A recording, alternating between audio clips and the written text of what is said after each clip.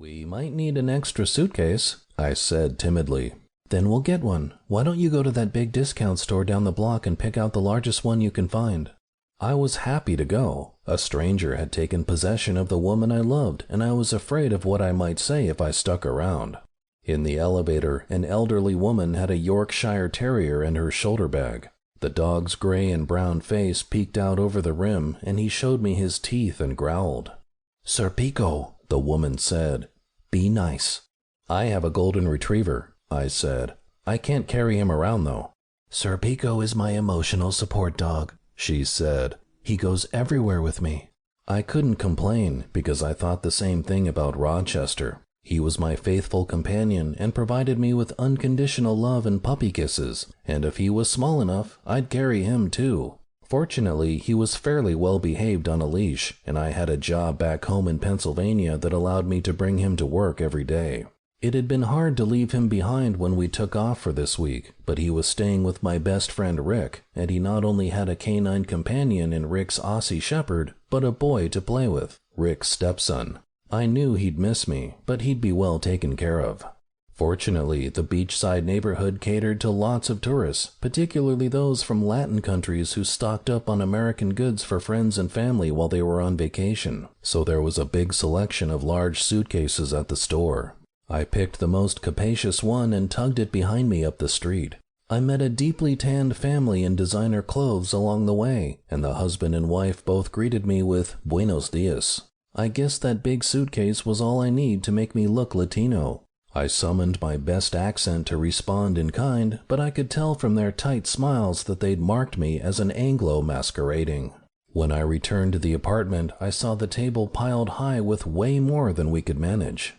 "Liliana, my love," I said as I looked at the half-empty containers of laundry soap and Cuban coffee and the pile of paper products. "We can't take the entire apartment back to Pennsylvania with us."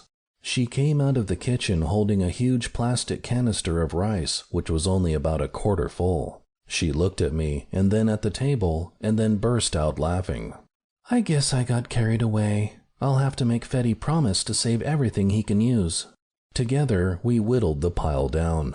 To save space, we took photos out of cheap cracked frames and placed them in a file folder. I poured the coffee out of its metal canister into a zippered bag. Eventually, we managed to get everything Lili wanted to keep into the suitcase, but I was still baffled by her behavior.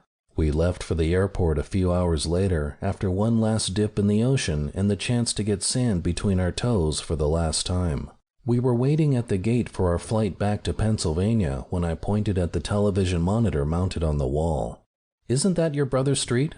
A female anchor sat at the news desk with a picture behind her of police cars clustered on a suburban lane. "That does look like the cul-de-sac at the end of their street, but so many neighborhoods in South Florida look the same." I stood up and walked over to the screen to hear the report. "Police uncovered a grisly scene at this home and plantation," the female anchor said. "Let's go to Jenny Hernandez for the latest in this evolving story." The camera switched to an attractive young woman with a microphone standing to one side of the flashing police lights. When I looked closely behind her, I recognized the manicured hibiscus and croton plants my sister-in-law had installed, surrounded by chunks of gray gravel. Lili and I had been to the house to visit several times during our stay in the condo in Sunny Isles Beach. "When Vijay Sunda did not arrive at his office this morning and did not answer his cell phone, his administrative assistant called his wife to check with her. When Mrs. Sunda did not answer either, the assistant called the plantation police for a welfare check because he knew that the Sunda's son Ashok, known as Ash, was due to return from a vacation this afternoon." She turned to look at the front door of the house as two EMTs emerged with a body on a stretcher, covered with a sheet. Then she looked back to the camera. "The plantation police got no answer at the front door, so an officer circled around the back of the property where he was able to see the master bedroom through the sliding glass doors. 2 bodies in the king-size bed have been identified as Mr. Sunda and his wife Parisha."